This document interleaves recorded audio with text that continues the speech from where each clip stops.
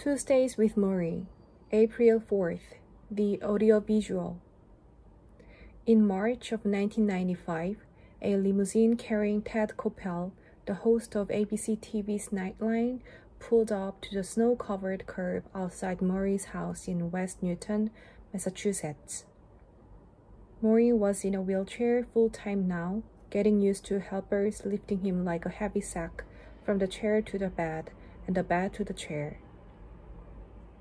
He began to cough while eating, and chewing was a chore. His legs were dead. He would never walk again. Yet, he refused to be depressed. Instead, Morrie had become a lightning rod of ideas. He jotted down his thoughts on yellow pads, envelopes, folders, scrap paper. He wrote bite-sized philosophies about living with death's shadow. Accept what you are able to do and what you are not able to do. Accept the past as past without denying it or discarding it. Learn to forgive yourself and to forgive others. Don't assume that it's too late to get involved. After a while, he had more than 50 of these aphorisms, which he had shared with his friends. One friend, a fellow Brandeis professor named Morrie Stein, was so taken with the words that he sent them to a Boston Globe reporter who came out and wrote a long feature story on Morrie. The headline read, "A Professor's Final Course, His Own Death." The article caught the eye of a producer from the Nightline show who brought it to Koppel in Washington, D.C. "Take a look at this," the producer said. Next thing you knew, there were cameramen in the Morrie's living room, and Koppel's limousine was in front of the house.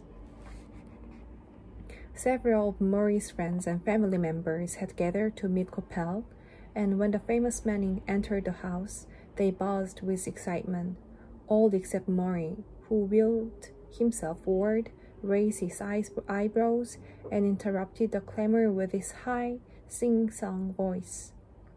"Ted, I need to check you before I agree to do this interview." There was an awkward moment of silence, then the two men were ushered into the study. The door was shut. "Man," one friend whispered outside the door, "I hope Ted goes easy on Morrie." "I hope Morrie goes easy on Ted," said the other. Inside the office, Morrie motioned for Koppel to sit down. He crossed his hands in his lap and smiled. "Tell me something close to your heart," Morrie began. "My heart?" Koppel studied the old man. "All right," he said cautiously, and he spoke about his children. They were close to his heart, weren't they? "Good," Morrie said. "Now tell me something about your faith." Koppel was uncomfortable. "I usually don't talk about such things with people I've only known a few minutes."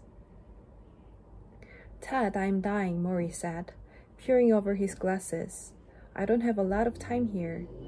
Koppel laughed. "All right, faith." He quoted a passage from Marcus Aurelius, something he felt strongly about. Morrie nodded. "Now let me ask you something," Koppel said. "Have you ever seen my program?"